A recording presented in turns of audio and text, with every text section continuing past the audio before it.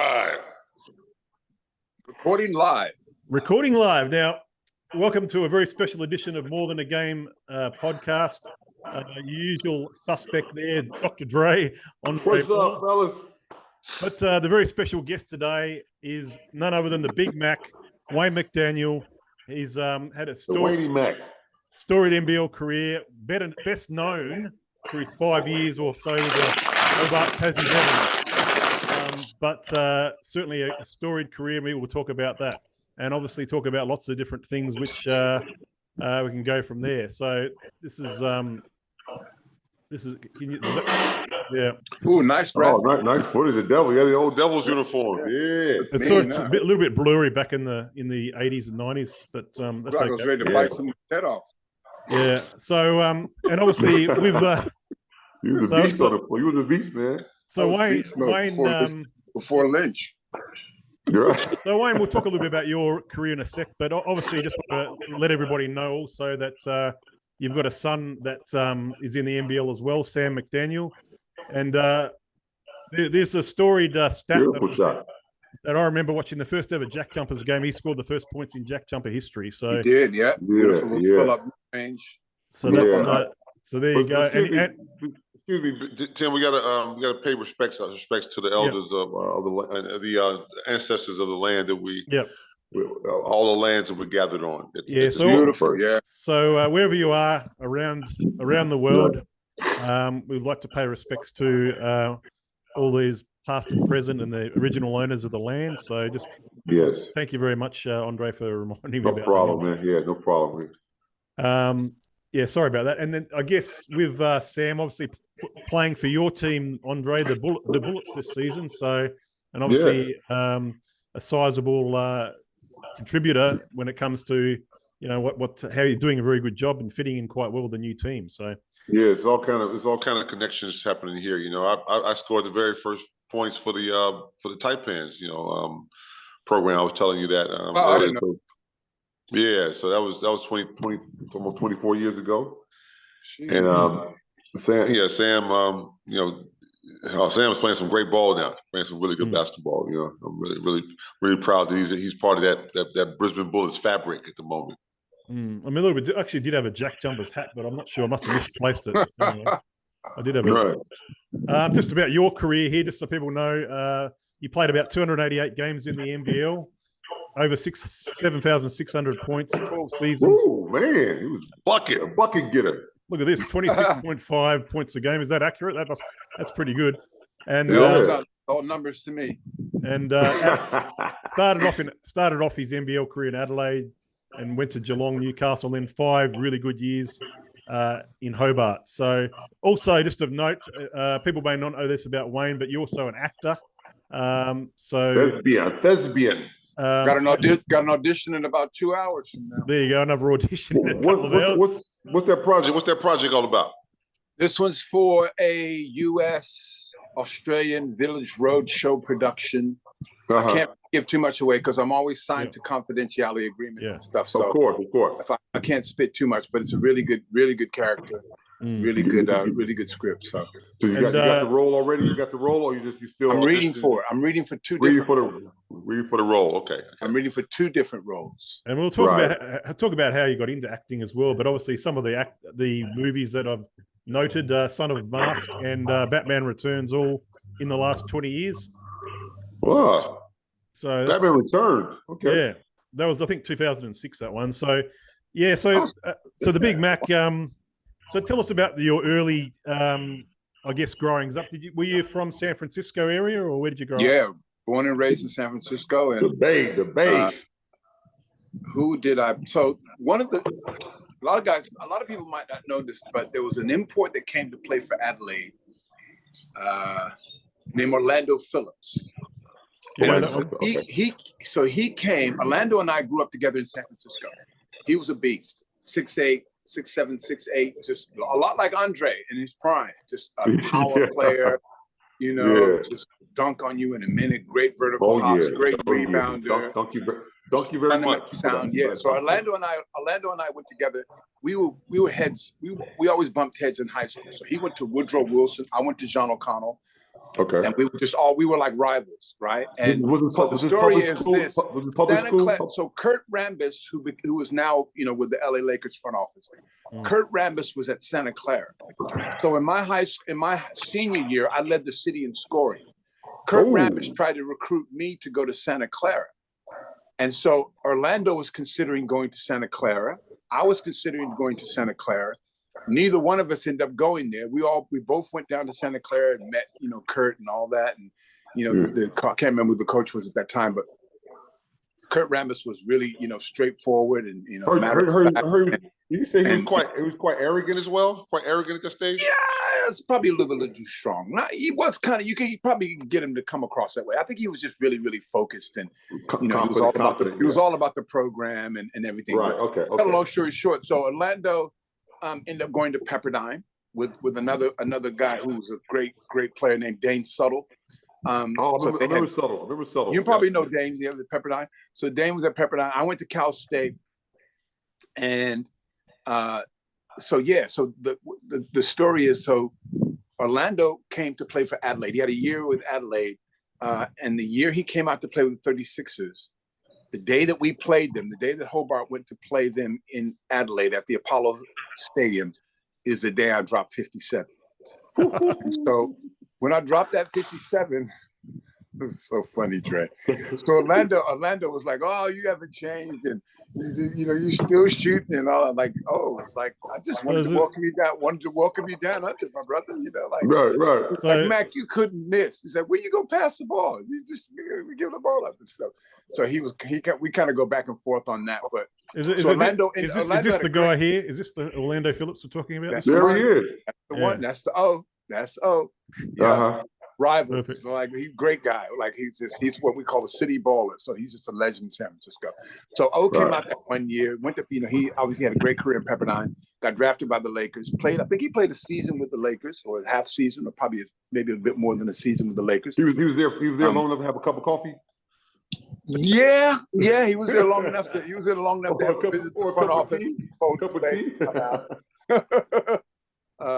Yes, so Orlando, him and I were rivals in San Francisco. So he went to Pepperdine, I went to Cal State, and we at Cal State had went to City College. Actually, both me and O played at City College of San Francisco. Great team, won the state championships. I think our last year there, our sophomore years, we were like 28-1. Won the state championship. Yeah, it was crazy. So we had monster teams. We just run. We scored 183 points on one team. Run and gun. Just straight run and gun. Buckets. So Joe Mixon, who plays for the Cincinnati Bengals, the running back. Yes. His uncle Ricky was on that team with me in Orlando. A brilliant shooter, smooth, kind of like your boy Milton Doyle. Very similar game. Doyle. Very similar game.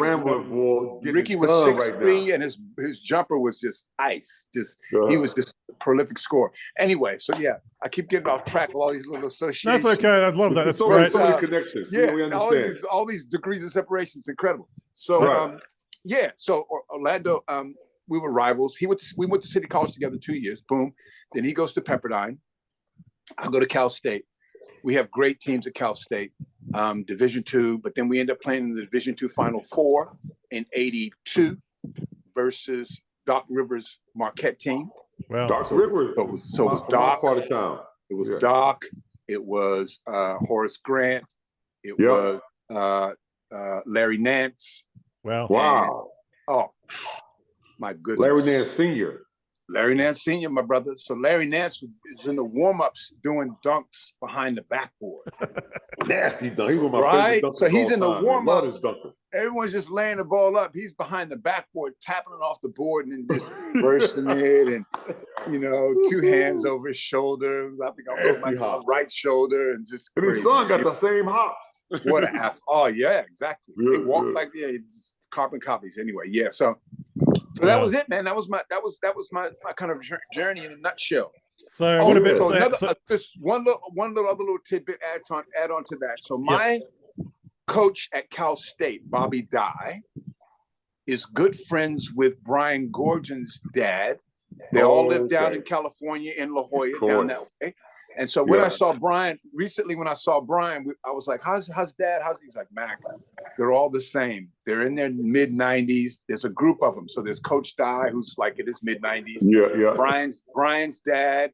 There's I think a couple other high-profile coaches. They all live in this enclave down there, and they all live in the same enclave. They're all like 90. They're all like in their 90s, and they walk like once a week. They'll have these walks. That's just beautiful, basketball, man. Talk basketball. Talk basketball. It's crazy. I know. What a great story. But yeah. I saw the picture. I saw the picture you and Brian the other day on social media. Great photo you got. Yeah. So anytime we get together, like me and Brian, he just cracks me up. He's like you, Dre. We talk. He tells me stories about all these different people and very witty. Oh man, like just all the original Americans that came out and what he was like. And there's that classic photo of Brian when he was at Albert Park guarding Benny Lewis, and Benny Lewis, great import for Coburg Giants. Oh yeah, great play. Benny's fading away with his left hand, and Brian's leaping, trying to guard him. It's beautiful. I was like, man, we need to get that into a poster. The NBL should kind of immortalize that poster because that's beautiful. Like here's Brian and going against a young Benny Lewis. It's a great. We need an NBL museum or something. Somebody like that. Yeah. Some kind of archive. Yeah. Absolutely. Maybe based in Melbourne or whatever. Just an NBL, sort of museum. Yeah. That's it. So that was it, man. So my senior year. My senior year, I didn't get drafted, which was kind of disappointing. But then I got offered to go into a summer league. So I went into Magic Johnson Summer League. Okay. Played half a summer league season in that. So what position were you? What position would you have played in the NBA? I was like a small forward on that team. Were you like a tweener? We think more of a tweener? Yep. Exactly. Yeah, the whole exactly. tweener. Like So it was like it was Magic. It was Reggie Theus. I know Theus very well. Yeah. Oh, Reggie and his brother Londell played a little bit in that tournament too. Reggie was like Reggie and Magic because they were both like similar in height and skill, but Magic big guard, big 6'7", 6'8" guard, big guard, but like Reggie couldn't handle Magic. Like Magic was just too strong, too good a passer. Reggie just kept trying to score, and I mean Reggie had a great NBA career, had a great college career, great NBA career. I got a funny story. I played was a coach for a long time. Yeah. Reggie was nice. I remember we drove up. I remember we got a bus, and we got to Riverside, and so we see this red 450 SL convertible pull up, and it's Reggie. So sweet ride, black interior, red convertible drop top. Reggie Theus pulls up in that. And Magic and his boys walking through, getting ready to go into the stadium. And then Reggie something, I can't remember exact words, but it was something like, oh, it's like, Irvin, you ain't going to have it like me or something to those Magic with his smile, which was already in place. It was just always this iconic. Magic just smiles and he's like, but Reggie, it's all about the women. And you know that. Boom. And he just walks in. Reggie parks his ride, leaves the top down, comes all in, and then Magic just destroys him. I played in the. I love it. Reggie. His brother was good too. Now Londell was nice too. People sleep on his brother, but his brother had game. Yeah, I remember playing in the Push Excel All-Star game with Magic.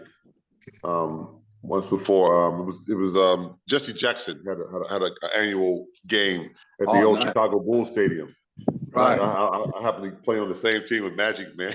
And we coming down the lane on the fast break, and he looked one way, and I was on the other side, so I knew the no looker was about to come to me. Man, that thing, he flipped that no looker to me, man. The ball sailed right through my hands, man. If I had caught it, man, I would have been, I would have did something nasty with it. You would have yoked it, Man, Magic was like, man, okay, young fella, you got to catch those, man. He wasn't happy with it, man. That's so good. He wasn't happy with it. That's so good. But, So then my first, go ahead, Will. Yeah. So from there, I guess, how did you sort of come to wanting to playing in the NBL for the first time and moving in about 80? Oh man, so after the summer league finished, I went back to Frisco, and then the rec director John Greenberg said, "Look, I think there could be a placing for you, Wayne. So Dave Atkins, who brought I was about to say you were a Dave brought Atkins guy. We part of Dave Atkins. Dr. Atkins, right? So we all the imports know about Dave Atkins. So Dave, right? I'm one of the few guys. I still got the letter to this day that Dave had. That Dave sent really? To me. Yeah, I still got it. Dave. I still got that letter, 1983. Right. He's like Wayne, you know. So the letter refers to me in third person because he's directed it to John Greenberg, the director, San Francisco parking director. Okay. And Dave directs it to John and says, "Look, John, we think there could be a placing for Wayne in Australia." And so I had about 3 days to think about it. And my mother's best friend, Barbara, had dated an Australian man from Melbourne. So Barbara, we were living in the projects, Geneva Towers in San Francisco, Daly City. Barbara was a sister, probably about a 5-minute walk from Candlestick Park. So Barbara comes over. Sister? Barbara was my mother's best friend. Okay. Barbara comes over one lunch day. One day I got home from school. She comes over. She said, "So what are you going to do? You going to go back to school?" I said, "I don't know. I got this offer to go to Australia. I got this offer to go to Israel. An offer came in late to go to Israel. An offer came in late to go to Philippines, play in Manila." Right. Okay. So those three were solid on the table. Right. So okay. Barbara sat me down. She goes, I remember because she made me an iced tea. She sat me down. She goes, "Forget about Israel. You won't like it. It's not culturally. It's not there for you." Yeah. She said Manila's too hot. And I had a buddy, Francois Wise, who played in Manila for like 7 years. So Barbara goes, "Manila's not. It's okay. There's a lot of American bases there, but you're not going to really like it because it's right. And it's really corrupt. Right. It's really, you'd be lucky if you get your money. Right. So So Barbara goes, "You pull your coat." In Australia. Barbara goes, "Where in Australia?" And I said, and it was like, I said, "I think it's Adelaide, South Australia." And she said, "Okay." She said, "I don't know a lot about Adelaide, but I know about Melbourne." She said, "Go." She said, "You'll have a great time. Go for 1 year." Wow. Great advice. You need to do, you'll be able to come back if you want to go back to school, continue. No language barriers. No language barriers, great beaches. She talked to me about going to Bell's Beach and all that kind of stuff. She said, "I don't know about the beaches in Adelaide, but I know the beaches around in Victoria and down that way." You just said the beaches, right? The beaches, right? You said the beaches, right? You said beaches. She talked to me about Bell's Beach. Yeah. And I never asked her how she met this Australian guy, but she's just like, she dated this Australian guy for a little while and stuff. And it's crazy. And then I made the decision. It's like, boom, landed in Adelaide, January 3, 1983. 83. And it was 42 degrees. It would have been hot. Wow. And I had this little short leather coat on. And Me Jeff too. Coles, when I write, exactly the same thing. Jeff Coles was the manager of the 36ers at the time. And so Jeff Coles goes, "Mate, you won't be needing that today." Right? Just like that. He took the jacket off. Man, I had the same then we go, check this man. out. Then we go to Forestville Stadium in Forestville, tin shed, literally. There's like 120 kids waiting for us. Wow, yeah. Years like 8-year-olds up to 10, 12-year-olds. Wow. Like 120. There's a table on the side of the court, like up the sideline where the scorer's bench would be. They want you signed. Lined with bottles of water. Oh, just water, okay. So Jeff goes, "I'll look after your stuff. Go get changed." So I went and got changed, boom, came out. There was one other coach with me. And we did this clinic for like 2 hours in the heat. We had like 5-minute breaks every 15 minutes. We'd have a 5-minute break and just go outside and come back in, do some more drills, And that was my introduction to Adelaide. They break you off some paper for the clinics? Yes, they did in cash, but in cash. But ATO, we're not, ATO. No. That's all good. You know what Tim does, right? You know what Tim's profession is, Wayne? What's that? I'm an accountant. Yeah. He told me. Yeah. He told me. Yeah. Broke me off. Hey, my story was very similar. I went out. Brian Curley, those guys came over to America to watch a guy. They already had Rucker as their guard. Yeah. And we went over to America to watch this guy play in CBA, who was a big guy, 6'8", 6'9" guy. My team was in town playing against him. And we flogged them. They turned their attention to me. The story goes, and then and then inquired about me after the game. And it turned out to be just serendipitous. What's the word? Serendipitous? Serendipitous? Serendipitous, yeah. Yeah. A meaningful. I took a month to make my decision. First thing I said was Australia, where Crocodile Dundee from. Right. I thought everything was Outback. I thought everything over here was Outbackish, with I'm like, where they put the buildings and the courts and everything. We played out in the, and then you got these guys walking around with long clothes on and makeup on, these dark people, which was the indigenous people, of course. So I did my research though. I went and did my research. Real initiation. Yeah. Wow. Looked it up on the Atlas and found out it was, Brisbane was a great place to come to. So yeah. That's amazing, man. So I mean, obviously jumping in the deep end, didn't have much notice when you made the big move, Wayne. But how did you sort of find the basketball style when you first sort of got into the NBL? Like, you had 4 seasons where you scored more than 30 a game, so you're obviously a very good scorer.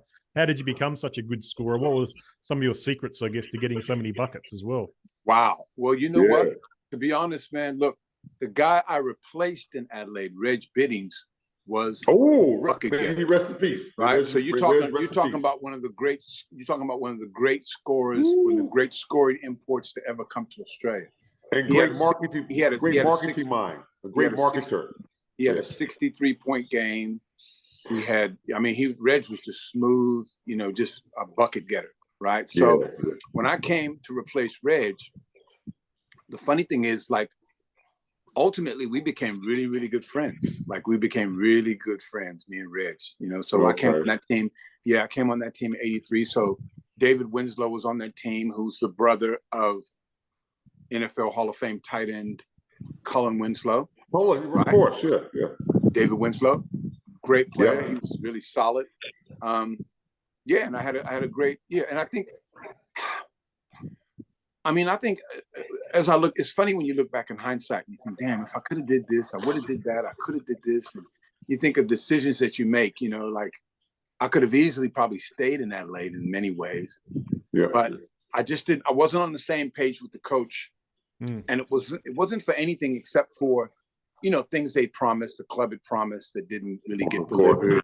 I'm sure, 99% of the imports experienced something along that line. Yes. Probably not now, but back then. Right. In the early mid '80s, it was probably pretty common because basketball wasn't a profession as such. Everyone was part-time.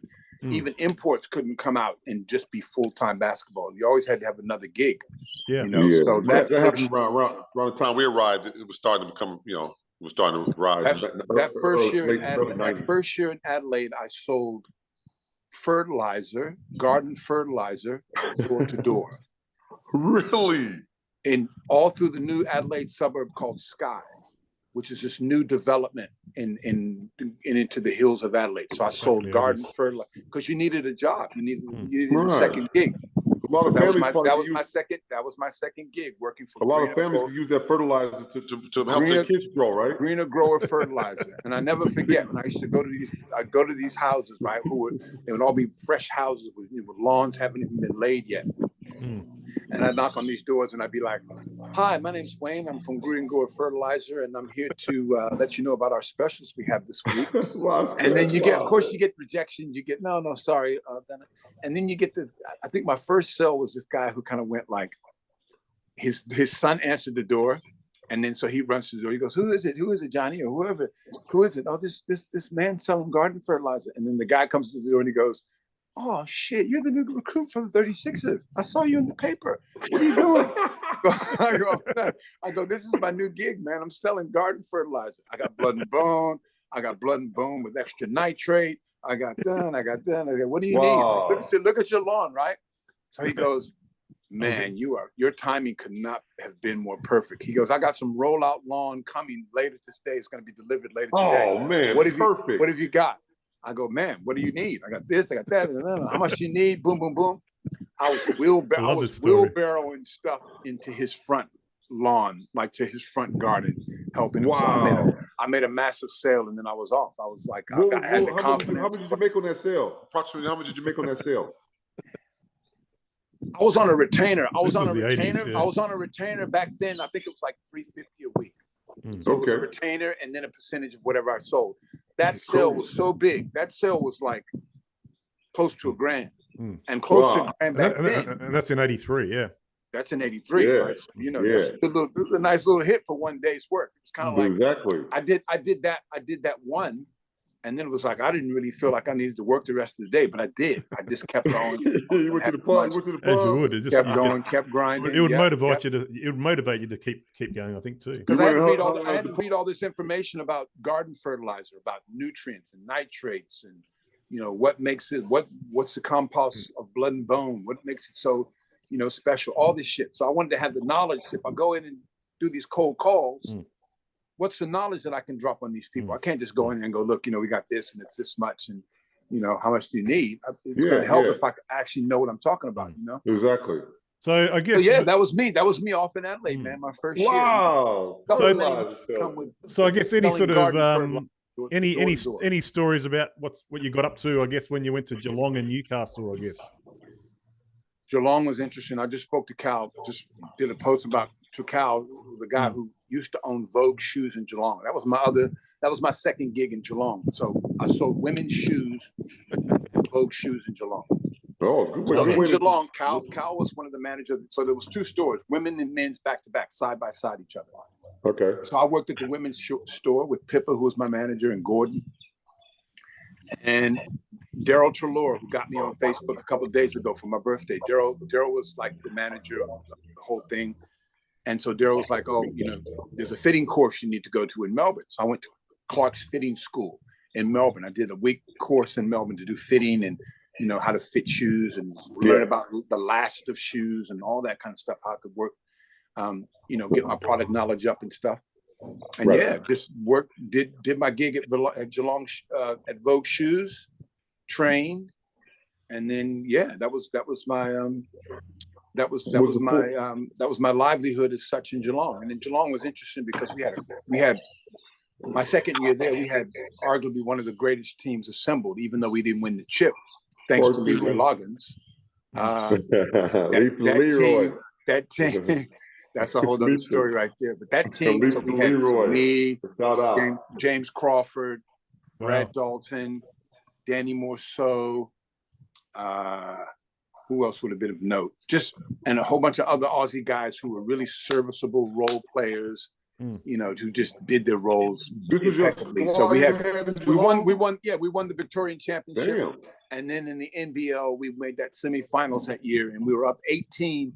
Cal can tell you more on this and give you more details about what Leroy did, and that's why he's my favorite player of all time. We're up 18 at half on Brisbane, and then Leroy said, 18 at the half in Melbourne, and Leroy said, "Nah, no more of this."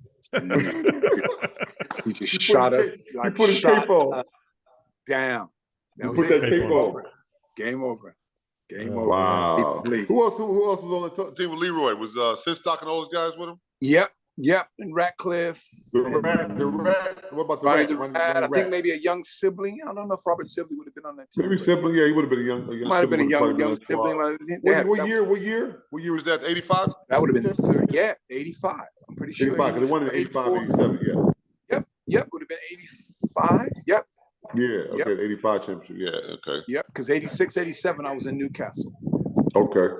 Yep, that would have been 85. That was a great team. That team was. Hey, when you were in Geelong, did they have the big Ford plant there yet? Or did it come later? The Ford plant was always there. The Geelong, the arena in Geelong wasn't there, but the Ford plant was there. Yeah, absolutely. We played at the Corral Leisure Center. Right, okay. Smaller venue, but God, the atmosphere was crazy. It was ridiculous. Yeah, a lot of smaller venues have full of atmosphere. Yeah, like Auchenflower here, you know. Yep. I remember Auchenflower. And so we used to do promos with Mark Jackson. Remember the AFL player Mark Jackson, the Wacko? Wacko Jacko? Yeah. Jackson. Jackson. He was energizing batteries. That dude was nuttier. He was nuttier than a fruitcake, but he was one of the beautiful guys. He was a beautiful dude. Oh my God, this dude was off the planet. Like, and what about Kepper? What about Warren Kepper? Kepper, the AFL guy. He was that dude with the shorts. The rock star looking dude. Yeah. But Gary, this was when Gary Ablett was coming into his prime. And the Ablett family. Ooh. Gary was a beast. No one could guard him. No one could stop him, man. He would just kick goals like he was playing with little kids. His boy became a legend too, right? Yeah, absolutely. Junior was great. Absolutely. The apple not falling far from the tree. That's right. Go ahead, Tim. What's up, Tim? Yeah, so Newcastle, tell us about, what you got up to Falcons. In Newcastle. Yeah. Oh, just great teams. Owen Wells coached us for a while. Steve Johansson. Okay. Owen and I became really good friends. And then, of course, King Cole came in that year. We had Jerry Everett, Michael Johnson, Derek Pope, Sean Dennis. Won the Kmart Classic that preseason. Had a great year. Made the finals. Made the playoffs that year. That was the year Basil Sellers. Remember Basil Sellers? No, the entrepreneur, right? So Basil Sellers was going to buy the Sydney Swans, but the deal didn't go through, and Jeffrey Edelston ended up buying the Sydney Swans. So Basil Sellers and his family, they took a lot of their resources and pumped it into the Falcons and bought the Newcastle Falcons. There you go. Yeah. And I remember because we used to go down and watch Swan games and stuff sometimes, and watch those guys and stuff. But so the Newcastle was a great experience. What was your first impression of AFL when you saw it? I thought it was pretty crazy, man. I loved it. Yeah, I loved it. My first impression, organized confusion. First impression of cricket when I first saw it was like, what the hell? Are you serious? Like, why would you sit for 5 days and not even get a There's no way. Like, come on. At least AFL, I gravitated to it quickly because you could see the similarities in AFL. You can see it straight away. When they catch marks. You're right. And passes, just the running, the athletics. It's an amalgamation of a lot of different games, isn't it? It's like a Bitsa game. Bitsa. That's right. That's exactly right, Dre. A mutt game. It's like you took a whole bunch of different games. Like if you took soccer, basketball, and rugby. Yeah. You know what I mean? You get AFL, but there's no other sport like it. My second day in Brisbane, they took me down to the Gabba, the famous Gabba here, and put me in the white outfit with the cricket outfit. It was a celebrity day. They marched me out in the field. They showed me this little flat bat, how to hit, how to swing it. They told me to go out in the field, and, to that little mound and hit this ball when it comes at me. Oh my goodness! When they announced me, they announced me as Curly Ambrose. So everybody, I'm like, who's this damn Curtly? I'm not Curtly, I'm Andre. Everybody was like, that's not Curtly, that's Leroy. Because everybody thought, everywhere I went, if you was a tall black American, no matter what your size, you were Leroy. You Leroy. I'll tell you a funny story about the West Indian cricketers when I was in Adelaide. Let's go. So how'd your girlfriend? Listen to this. So Hilton Hotel. Okay.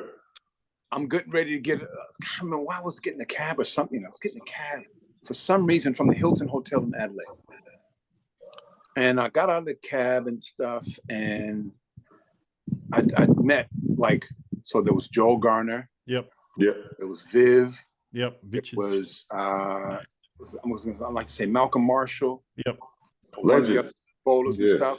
And I'm just chatting with him and stuff, and we're just chatting along, and blah blah blah blah blah. Da, da, da. So I had a meeting. Some kind of promotional meeting at the Hilton. So we did that, finished that. I get a cab. I get a cab from the Hilton going back into the city in Adelaide. I didn't want to walk, and so the Indian cab driver pulls over. It's like da da da da. And he goes, "Hi, lovely to meet you." And as soon as he said that, I went into a Caribbean accent. As soon as I knew exactly what he was on about, because he thought I was one of the West Indian cricketers. This is where the acting started. As soon as he As soon as he said that, I said, I'm gonna have some fun with this dude. So as soon as he said that, I hopped in. I went, good to see you, my friend. So good to see you. Oh man, my friend. Oh, man, I'm so tired. I gotta get up. He said, who are you? Man. Joe. He goes, "Are you Joe Garner?" Of course. Of course. Right? I am So right the taxi now. driver, I check am this him out. now. Check this out.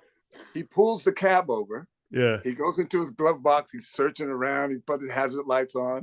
He's searching around for a piece of paper, right? Wants to get a signature. Yeah, he gets the pen, right? He's got puts the hazard lights on. I go, my friend, I got to get to the city quick, man. I haven't got time. He goes, "Oh, well, Mr. Garner, look at this. I won't be long." Da, da, da, da. And then I signed it. I just signed it like JG, some blah, blah, blah, blah, blah. Boom. There it is. There it is for you, my friend. Look, this. That is for you. It's a horrible West Indian accent, right? Was it a complimentary ride? He was just like over the moon. Was the ride complimentary? God, what can I do for you? How long you're in town? I'd love for my wife and family to make a meal for you, and blah, blah, blah, blah. This is the heartbreaking part right here. Watch this. So as soon as he gets into near Highley Street, he pulls over, and then he goes, "Thank you so much, Mr. Garner. I really appreciate your hospitality." And I was like, "Hospitality is all my pleasure. You're the one that's looking after me." And then I said, "Look, I'm sorry, man. I got to tell you, I'm not Joe Garner." I said, "I'm not Joe Garner." Right? I just felt so bad. I felt so bad. I had to spoil this. I spoiled this fantasy. Oh, said, man. "Look, I'm not Joe Garner. I had a little bit of fun with you." And I swear to God, if he would have had a knife in that cab, he would have stabbed me. He was furious.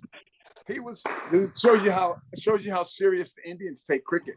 He was so furious. He was like, "Get out of my cab! What are you doing? You think you're playing around with me? You're not Joe Garner. Wow, who are you? Some kind of imposter." All this ranting, raving. I'm grabbing my bag out of the back seat. It was so funny, man. It's hilarious. I got a story to tell you guys how to explain how passionate people can be about sports in general. There's these two guys playing golf together. They play golf every weekend together. And as one of the guys is about to tee off, there's a funeral procession comes riding by. And the guy who's about to tee off, he takes his hat off and puts it by his chest. And his mate says to him, "Wow, that's so cool of you. You paying tribute to this funeral." Mm-hmm. The guy says to his mate, "You know what? I was married to her for 30 years. I might as well,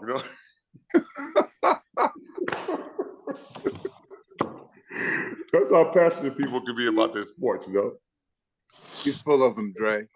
You're full of them. Hey. That's so funny. So I was married to her for 30 years. Yeah. Righty, let's I guess hear about some of the stories in Hobart and the Tassie Devils. Obviously, you're there a while. You must have loved the place. You did. Beautiful place. You must have got warm to the cold weather.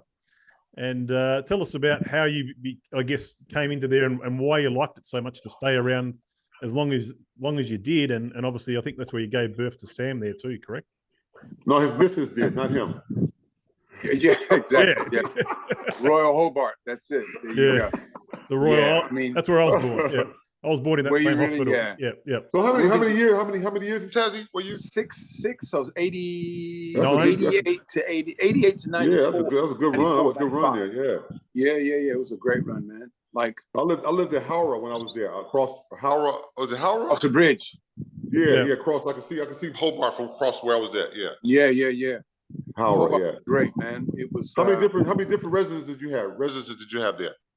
What do you mean residence? Well, moving around. How many different places did you live? Did you live in one particular place the whole 6 years? So first time I got there, I had a place at West Hobart.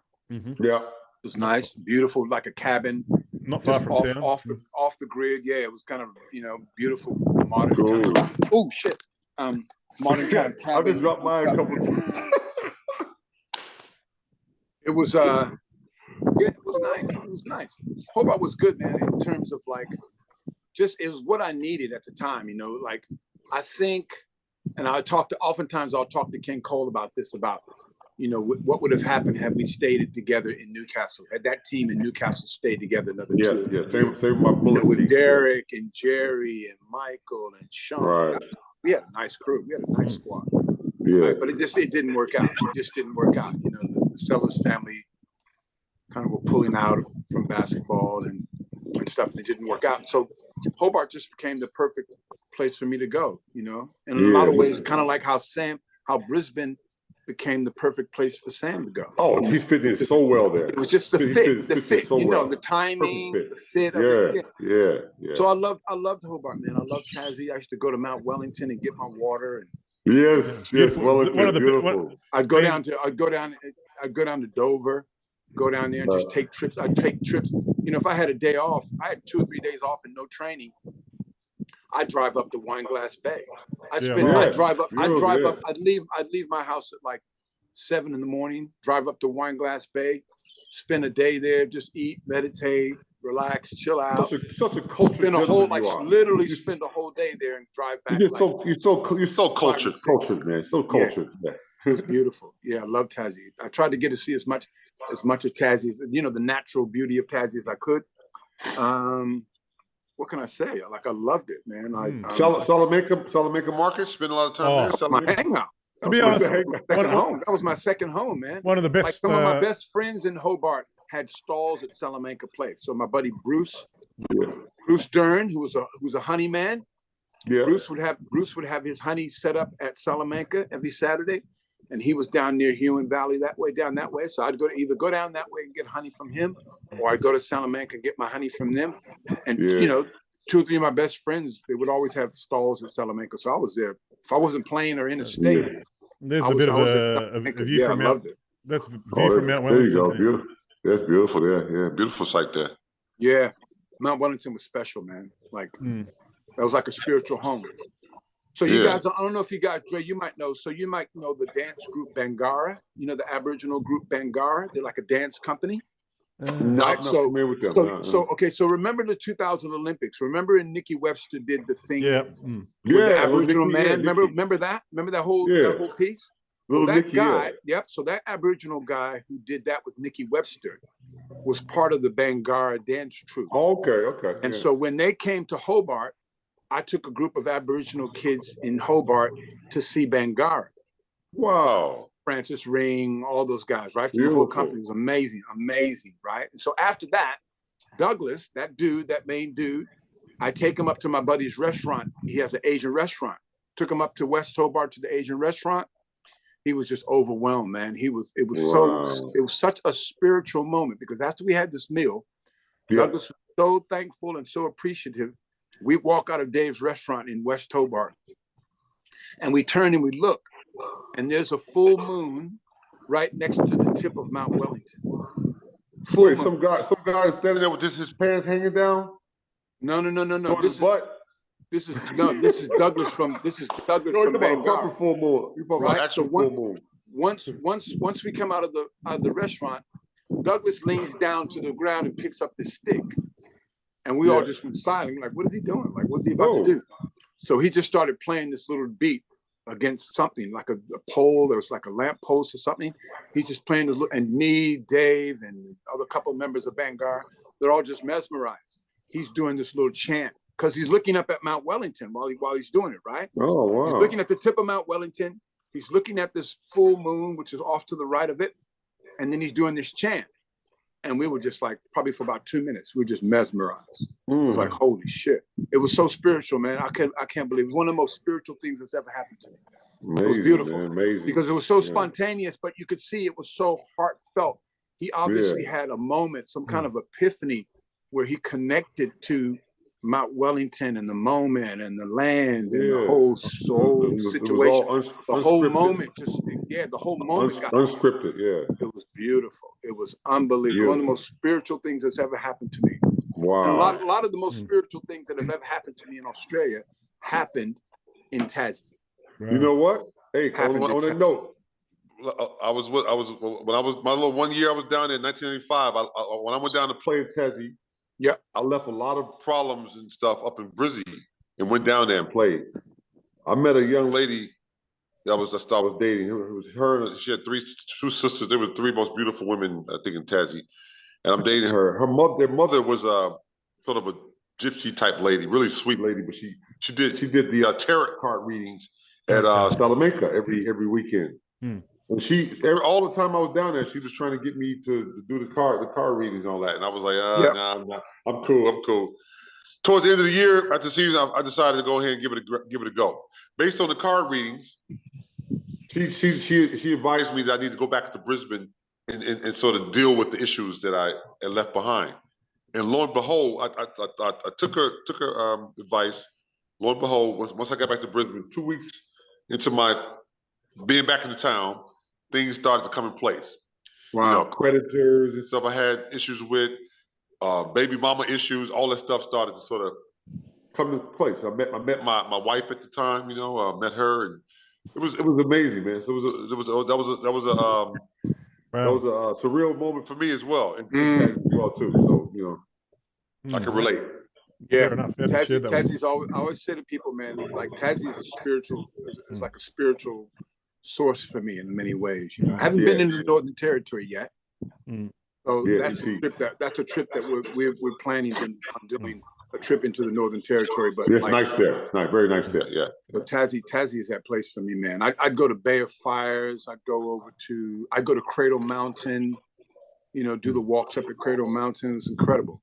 Now, what about talk to us about the on court stuff? There's the work you were doing on the court, the teams you played with. Yeah, just tell us. Yeah, who are your favorite players on the Devils? Who are the guys that you're closest to?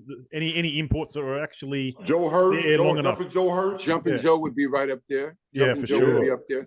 Paul Stanley would be up there. Paul Stanley, I remember him. Even though me and Paul nearly came to blows when I was with. Was I with Newcastle and he was with Hobart?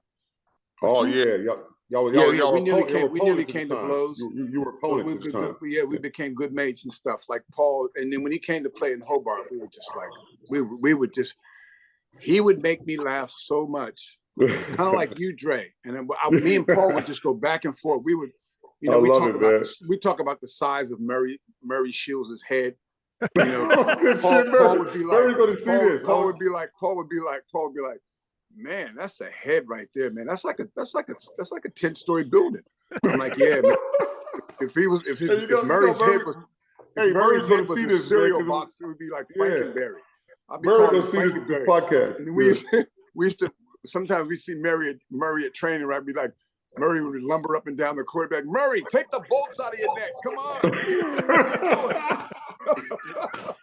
I was just with Murray. Oh my God! We used to have me and Stanley used to crack up. Yeah, but they all thought I was kind of strange in Tassie because I was at that kind of point of like really not feral, but like on that spiritual kind of path. You know, I was I was right into my meditation. I was right into my meditating. I was right into my yoga. I was right into you know, eating good food. I was a vegan for like almost 4 years. Right. And didn't eat any meat. I used to go down to Solo Pasta in Sandy Bay and get my pasta. That was it. I'd have pasta, I'd have broccoli, I'd have whatever I needed to have, but you know, I might have a can of tuna every now and then. But I was pretty much a vegan all the while I played for the Devils. You know, probably maybe bar 1 year, maybe. There was actually a young lady. There was a lady. Yeah. No, quickly. There was a lady in Tassie that actually used to. I hate to say this, sell her body for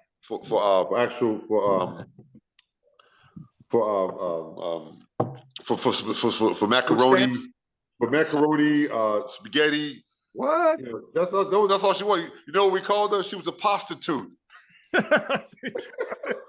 You come on.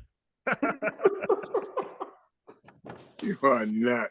Where did you hear this? I can't take you nowhere. I can't take you. Prostitute. Nowhere.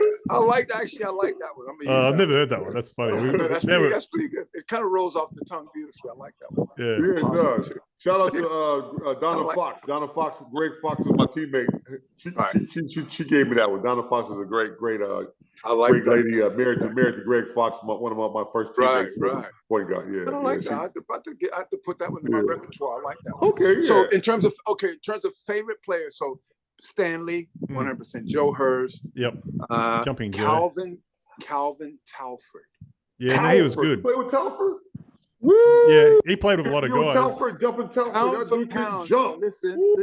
Pound for pound. I'm not talking about height. I'm not talking about power, physique. Pound for pound, he was the best leaper the NBL has ever seen. I don't care who you want to talk about. Next to me. I don't care who you can talk about. James Crawford. You can talk about Mike Mitchell. You can talk about now Calvin Telford. You can talk about Leon Trimmingham. You can talk about Trimmingham. Wait a minute, Trimmingham. None of them had it like Telford. Just Calvin Telford. His nickname was the Kite, wasn't it? The Kite. 6'3", 6'3", and I mean, yeah, I think it was the Kite. His rise was just we saw him do stuff in training. It was just outrageous. He was crazy. We saw him do stuff in training that like Vince Carter would try. You know, just like ridiculous. This and it was like before social media. So imagine if he was doing what he was doing back then. Now. Right. Was he putting Was he putting it through the legs? He'd have 10 million followers now. Right. Was he putting it through the legs before he was doing that dunk back then? Trey, he used to do stuff in practice that would just blow. Like James Crawford used to do stuff in practice that was just ridiculous. Yeah, like, that was a crazy jump. Behind the backboard, just crazy shit. But his creativity was not on Calvin Telford's level. Right. And he won a dunk competition, did he? Calvin had it at least as much vertical as what he did. And he was 6 feet. He won a college dunking competition, did he? Yeah, go to YouTube. Yep, go to YouTube. You can see it. Go to YouTube. Calvin was, and he was a great guy. Man, if you ever watched this. Oh, Mac, you know, all I like, you talk like Michael Jackson. You're like, Mac, if they throw me the alley-oop, man, I'm going to catch it. All you got to do is throw it up there. I don't care. You throw it there, it's incredible. He was like, Mike, man. He was like MJ, like the moonwalk, right? He was like, I got my shoes on and my socks are shining. I tell you what, if they throw it up anywhere near the rim, I'm gonna reverse it. Somebody getting on my poster. Right? Where was he from, man? Where was he from? Like I hesitate to say. I'm thinking like maybe country dude. I'm thinking like maybe Louisiana, something like that. I'll probably be wrong. Down that way. Yeah, Google it. Because from wherever he was from, his DNA was not from this world. Nah. Right. He's otherworldly, he said. Damn. Otherworldly. Just hops where you're just gonna go like, how the hell can you get all that from that body? Because he wasn't that big. It wasn't like he was buffed or, you know, Spud Webb probably had a more buff body than what he did. Yeah. You know what I mean? But like he was just, his bounce was just ridiculous. Like he'd be walking and looking like, damn, man, take them pogo sticks out of your pants, dude. He'd be walking around ready to bounce up on something. Describe Jumping Joe Hurst's his bounce. Jumping Joe's right up there. I would put Jumping Joe's bounce like before he had the knee problems and stuff. Yeah. Joe would be in my top 5 all time, no doubt about it. What about Leroy Loggins versus Joe Hurst? Former MVP, crazy. You know, Joe's MVP year was ridiculous. Yeah, Leroy Loggins versus Joe Hurst. Tell me about that matchup. In what? The head-to-head matchup. Jumping Joe Hurst. 1-on-1. Yeah, and Leroy. That's a tough one. I know. I want to put you on the spot. Okay, so I would say in terms of pure. There it goes. Crash, bang, crack them up. Put it back. Crash, bang, crack them up. You look like one of those crash test dummies you see when you ride on the side of the road. You go past a car wash. You know, you go past a car wash and then you're like blowing air up. All the little things blowing in the wind. We got specials on today, ladies and gentlemen. Come in and get your car washed for $2. Those are very complete clever, washing man. for $2. They're so clever right there. That was clever. Whoever came with those. That's a tricky one, man. You put me on the spot. My goodness. Leroy is my favorite NBL player of all time, right? I think he's yours too, isn't he, Dr. Dre? Oh, yeah. Oh, this is a really tough one. This is a really tough one. I would have to say, now, this is no disrespect to Lee, but in terms of a one-on-one matchup, I would probably give the edge to Jumpin' Joe. Oh, just because, my friend. No. Just because if we're talking one-on-one, like just a one-on-one game. They both in their prime. Both in their prime. Yeah. Lee gonna get his shot off. He's too sweet. But Joe had that. Joe's athleticism would probably bother Leroy if he could just stay down and keep his feet. Like he just had too much athleticism. You know what I mean? Joe could probably take Lee down in the block. I'm team leaping. You know what I mean? Just go over him, finger roll, and Lee can't really guard that. You know what I mean? Yeah. But in terms of Bryce Cotton is not on Leroy's level yet. He needs about no idea. Yeah. Give Bryce 4 or 5 though. more years of MVP. I give him 3 to 4 more years of MVP level performance. Yeah. Right. Yeah. I'm talking like NBL top 5. Right. Right in the hunt, top 3, top 5. You give him 3 or 4 more years of that, then we can maybe have a discussion. But right now, there is no import. There is no import that can touch Leroy Loggins. Yeah. Do you remember the point guard that was on Hobart's team? Was you with Donald Whiteside? No. When Joe got the MVP, the year's MVP, he had a little point guard. McFadden, the lefty. Not McFadden. No, not McFadden. There's another guy. Kelvin Scarborough. Scarborough was drafted with me. Nice. We were in Denver together. He was my roommate in Denver. Kelvin Scarborough. May he rest in peace as well. You know he passed away, right? Oh man, I didn't know that. Yeah, man, Scarborough, man, he passed away, man.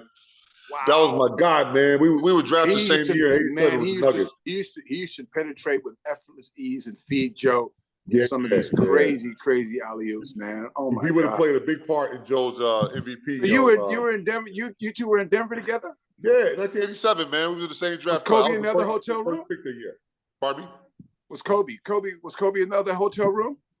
I'm just joking. No. That was a sick joke. I don't know why. No, R. Kelly was, not Kobe yet. Kobe. Oh man, I set you up for that, buddy. You did, man. You know the definition of Joe's MVP year was incredible. Yeah. Back on sports, another sporting joke. And I love these two guys right here. Give me another import dynamic duo matchup. So I would give Joe the edge in a one-on-one. Before that, let me give you another sporting joke right here. And I love these two gentlemen here. They're legends and all that. What is the definition of endless love? What is the definition of endless love? Yes. Ray Charles and Stevie Wonder playing tennis. But I love those guys, man. Oh my God. Oh man, that would be love. Those my legends, man. That's a beauty. I like that, Dre. Yeah. That's one of those ones that make you think for a second, and you're like, okay. Right. You gotta think. I like that. Okay, give me another import. Give me another. I'll give you a import duo. Go ahead, Steve. Let's go. Okay, Leonard Copeland versus the D Train. Oh, that's a nice little matchup. Wow, Copes was. People just see the thing is with Leonard. People, and I call him Sammy Davis Jr. and he gets mad as hell when you call him. Because I think of Drake, like Drew was check it out. Drew was Sinatra, and Leonard was Sammy. Really. Can you get it? You can get it though. Can you get the parallel? Yeah. Leonard was a beast, man. Like people don't understand. Leonard was like Vince Carter in Australia. He was nasty, man. Not only did he have the hops, but he had the ridiculous hops. But his jumper was sweet.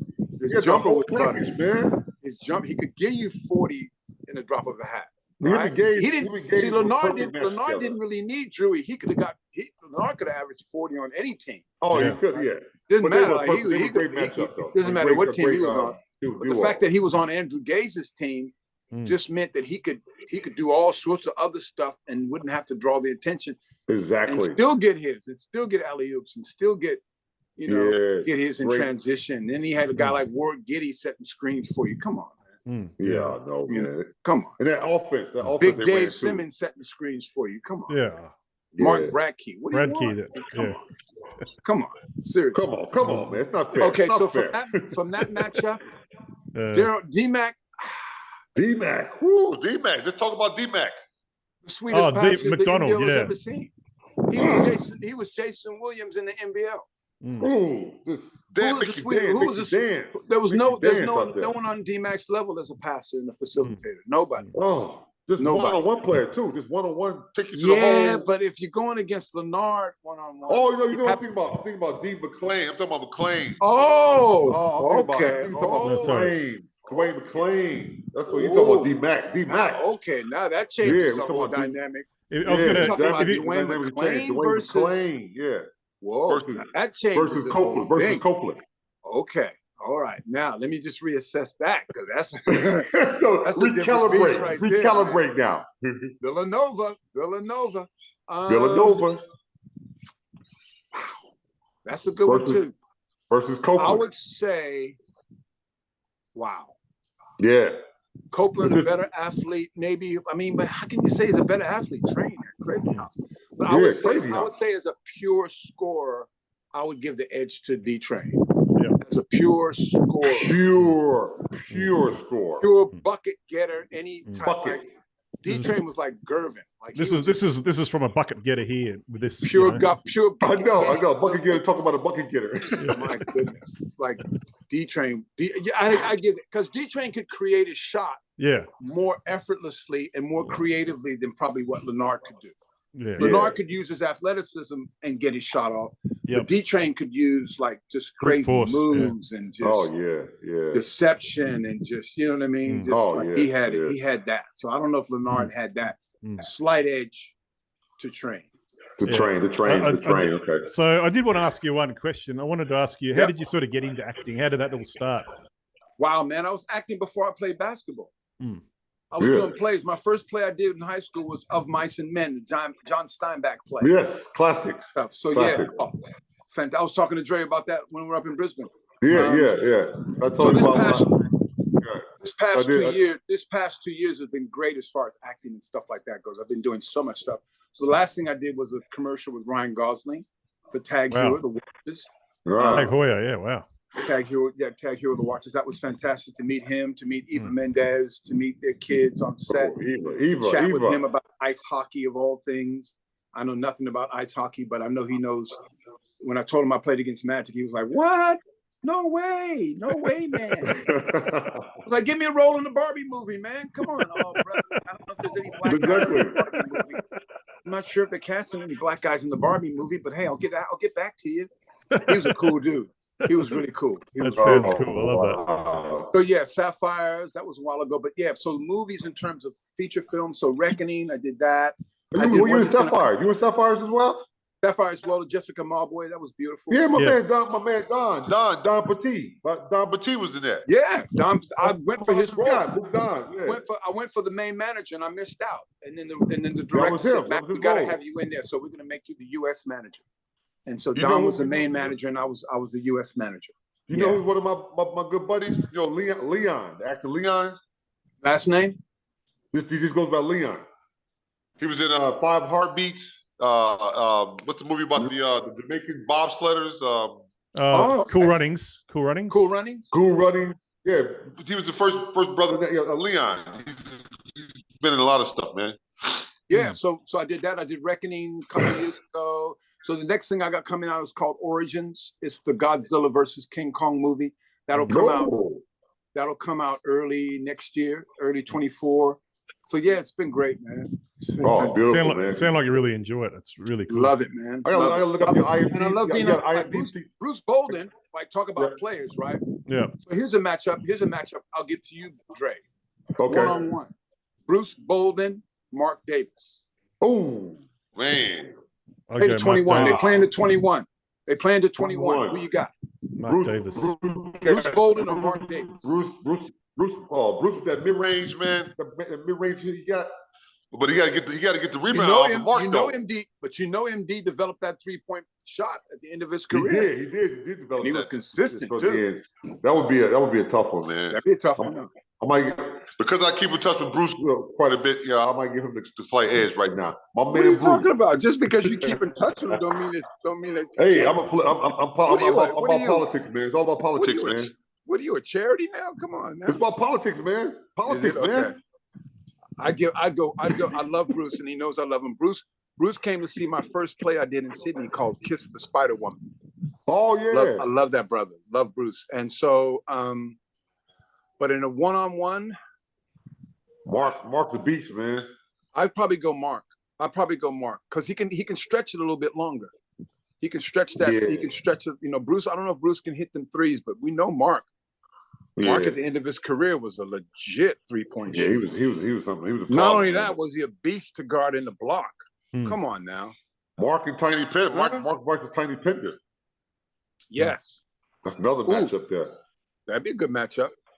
Me and Big Dave Simmons used to go at it as well too. You know, I dunked on Dave Simmons. One of the best dunks I had in the NBL was on Dave Simmons. In Hobart. In Hobart, right? Yeah. So check this out. When every time Dave comes and we connect as a message something or whatever, I'm always reminding him about the dunk, and he's like, "Oh, Mac, you know," he's like, "I came in at the end of the play." I'm like, "Yeah, you did. You came right at the perfect time. You and Brad Key." It's like both y'all came in at the perfect timing. It was like the timing couldn't have been more perfect, right? So years ago, when Ben Simmons was playing for Victoria, and Sammy was playing for South Australia, they came up to Hills to play a game. Dante Exum was on that team. All right. So Dave goes to Ben. I remember, I'll never forget. So Dave goes to Ben, "You need to dunk on Sam." And Ben was like, "Why?" And the big payback. And then Dave goes, "Because Mac dunked on me." I go, "Yeah, I did in Hobart. It was vicious too. 2 hands, boom, right off both feet, boom." And Bracky got in the poster too. He tried to fake like he didn't get in the poster. He got in there too. Bracky got a smile in there. He got a little grin. I got a few. I put a few of them guys in posters too as well. I bet you did. Ben goes, "Okay, Ben goes, okay, I'm gonna get him. And then Dante tried to throw Ben an alley-oop. Dante tried to throw Ben an alley-oop, threw it to him, and he missed it. And I was like, see, there you go. That's poetic justice, baby. You ain't gonna get it. You ain't gonna get it. Word. Yeah. You got any footage of that dunk? You got any footage of that dunk? The dunk you got on him? Hey? You got any old dusty footage of that dunk, man, on the old VHS tape? VHS or Dre, you got too many. You need to make a compilation. Yeah. A compilation. You need to do like a. I guess you need to do like a whole package. I guess what I want to ask sort of, what do you guys? I guess the feeling of where the NBL is currently at. So, the season has just started. Any sort of predictions on what's going to happen this year? What are you liking about it? Who are the good players that you are watching? Go ahead, Mac. You start off, Mac. Wow. Well, I'd like the Jack Jumpers. I'll tell you right now. I think they're actually better all around than they were last year. They're longer. They're more athletic. They look good. They still have the balance that they've achieved. I think under Scott Roth is that they still have. They're still pretty disciplined. Yeah, they're still pretty disciplined, and they still play hard defensively. So I mean, they were very impressive against Melbourne United, man. That game. They look. But I heard. And your boy Milton out of Chi-Town. Ain't no one guarding him, man. Like, Loyola who's Rambler. Gonna stay in front of him? Rambler. No one can stay in front of him, man. He's too smooth with it. He's very smooth. Yeah, he's comfortable now. He's settled. So I like the Jack Jumpers. Great family man too. I think a lot of these teams are still works in progress. You know, we know Adelaide still have an import to come. Southeast Melbourne. Yeah, so it's kind of hard to make any early predictions. Yeah, it is hard. But it's going to be really tough. It looks like it's a really competitive league this year. That's what I'm noticing. I mean, like you've got 6 teams that are 2-1. I mean, that's crazy. Anybody could be anybody on any day. Mm-hmm. And that's what, Sydney still got what's the guy's name? The shooter.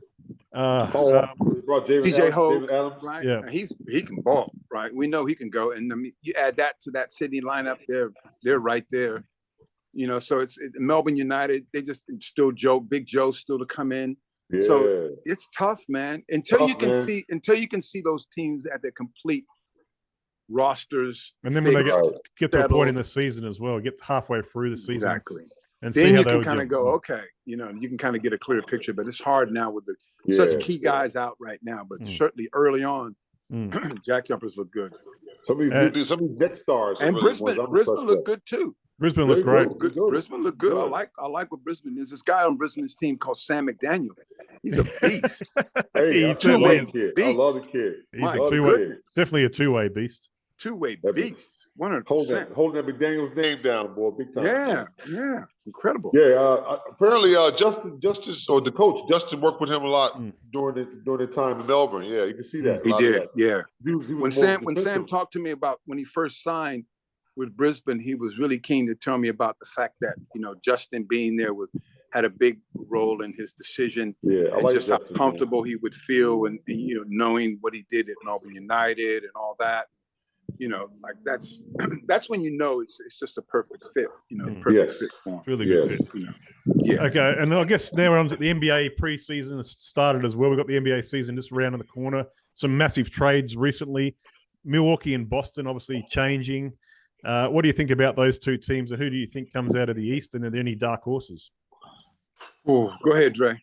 I got the popular pick is obviously Milwaukee with having the Dame Dollar, Dame Dollar coming out of there on board. But yeah, the one thing about worry about with Dame on Milwaukee is he can be probably exploited on the defensive end a bit. But he's been speaking up on that, saying how he's lifted his game over the years defensively. So, and Giannis obviously will correct a lot of his faux pas on defense. He's having him in that back line. But they're gonna be tough. The Celtics as well gonna be right there in the mix. Philly's X factor. Don't know what's gonna happen with Philly, but I got Milwaukee coming out of the East. I got Boston coming out of the East. Okay, okay. Give us your reason. I think if they stay healthy, Porzingis helped them. I think they need. Porzingis is the key, and I think he looked great yesterday. Yeah. I think they need to add another big. If they can add another, they need one.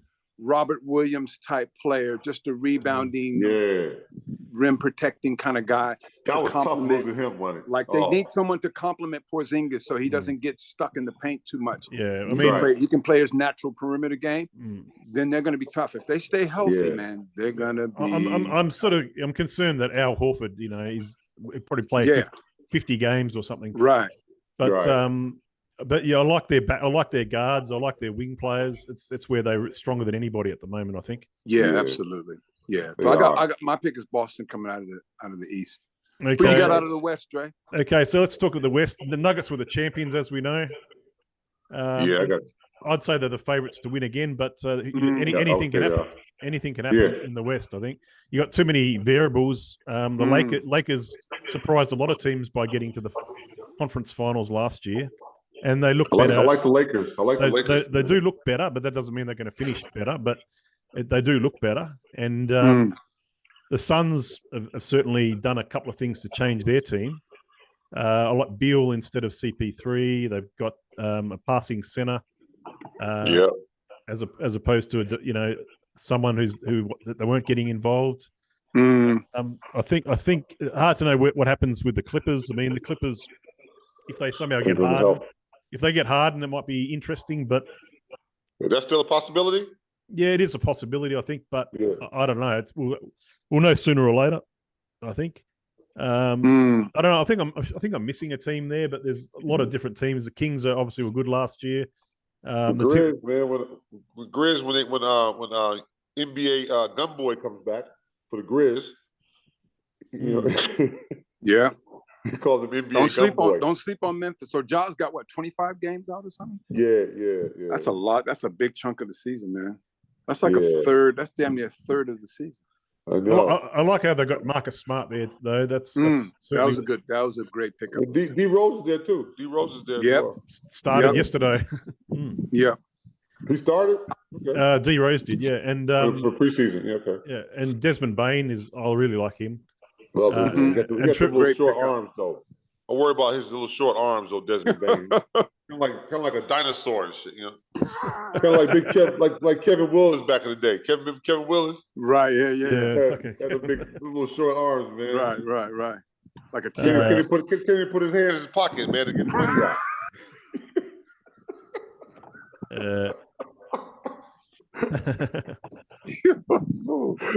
I got Denver coming out of the West, man.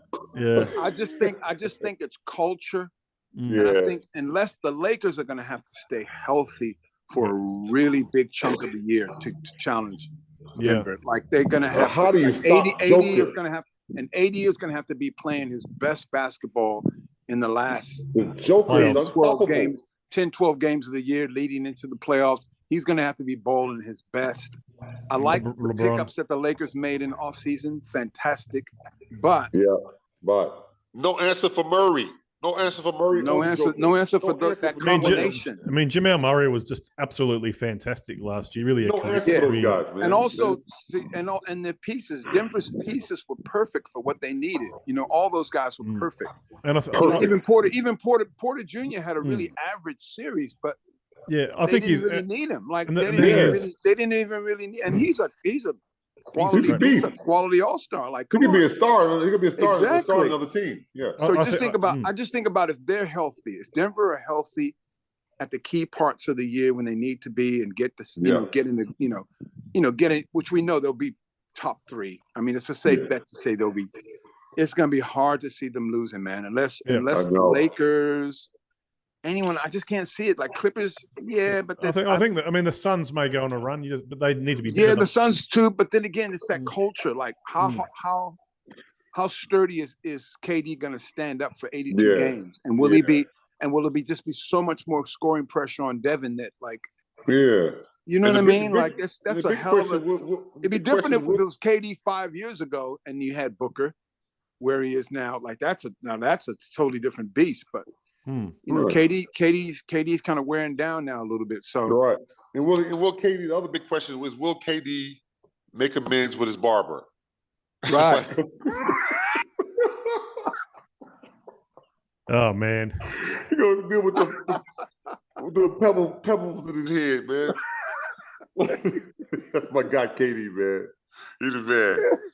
You say KD got a gooseneck. He got a goose bird nest on the top of his dome. Man.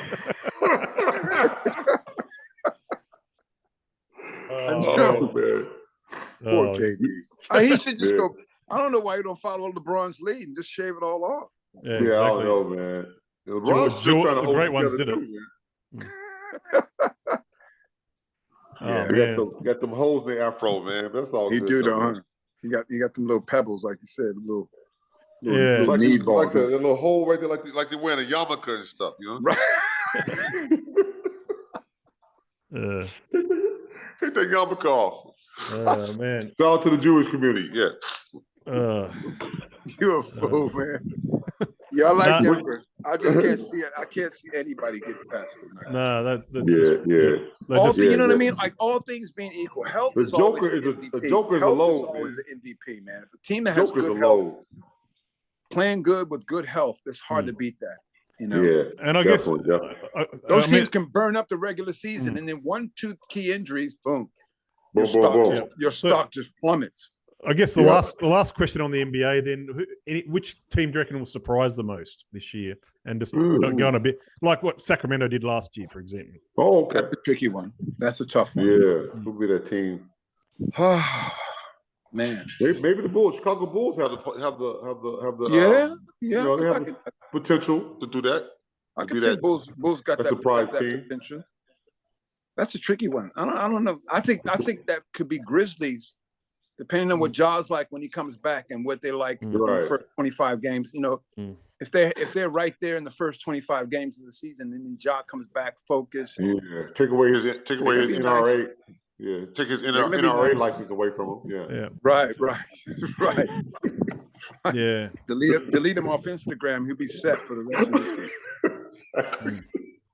Yeah, I don't know. I'm gonna predict. I think OKC might surprise and be top 4 in the West. What are you talking about though? Yeah. Giddy and the boys. It's hard. It's easy to sleep. It's easy to sleep on those small markets, huh? That boy, what's his name? The star player for them. Shea Gilchrist. SGA. Nice. Bucket. Yeah. Bucket. He is. The performance he put on at the FIBA World Championships was just special. Amazing. He scored so smoothly as well too, so effortlessly. And if Chet Holmgren, if he doesn't get injured, I reckon they could really do well.